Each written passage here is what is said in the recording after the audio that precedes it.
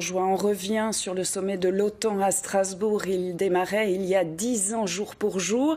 Hier, nous avons revécu les événements, la présence de Barack Obama et le saccage du quartier du Port du Rhin. C'est à ce quartier que l'on s'intéresse ce soir. Depuis ce sommet, il a considérablement changé de visage. C'est un dossier signé Caroline Kellner et Guillaume Bertrand.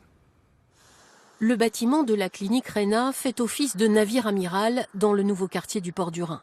3 ans de chantier sur un terrain de 4,5 hectares pour la réunion de 3 cliniques historiques et confessionnelles du cœur de Strasbourg. La ville et l'agence régionale de santé souhaitaient cette implantation à l'est de l'agglomération. Les salariés étaient plus circonspects. Les équipes au départ avaient de l'appréhension. Le quartier du Port du Rhin à l'époque avait une réputation un petit peu compliquée. Donc il a fallu faire un travail de pédagogie pour les rassurer et leur montrer tous les avantages pour notre développement de s'installer ici. Et finalement, une fois arrivés, ils se sont rendus compte que le quartier n'était plus tel qu'ils l'imaginaient et que tous les développements faisaient que notre implantation était très favorable. C'est sans doute ce 4 avril 2009 qui a été le facteur déclenchant. Les images du quartier du Port du Rhin, dont des constructions emblématiques ont été la proie des flammes, ont fait le tour du monde. Le sommet de l'OTAN a fait des dégâts dans un quartier mal aimé de Strasbourg, alors il a fallu reconstruire et développer cette porte vers l'Allemagne. Février 2017, ouverture de la clinique. Avril de la même année, inauguration du tram vers Kehl, donc via le Port du Rhin. Ce quartier de moins de 2000 habitants, dont une grande majorité aux revenus modestes, est désormais lié au centre-ville de Strasbourg.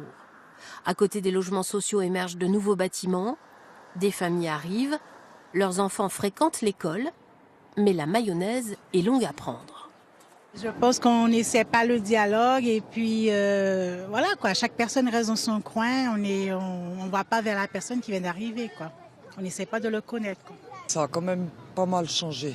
C'est déjà l'ambiance, ça devient une grande ville, le Port du Rhin. Effectivement, avec les années, le Port du Rhin devient le plus grand projet urbanistique de la ville. Il est loin le temps de la conception du jardin des deux rives et de la passerelle Mimram.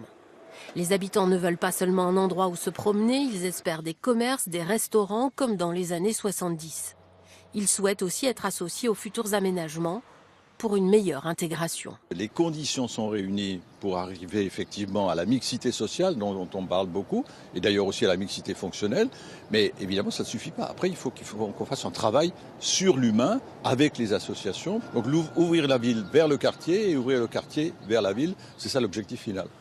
10 ans après les événements du sommet de l'OTAN, le Port du Rhin est métamorphosé, même s'il n'est qu'au début de ces changements. Son identité est elle aussi en train d'évoluer. Pour se reconstruire, il faudra du temps et beaucoup de volonté.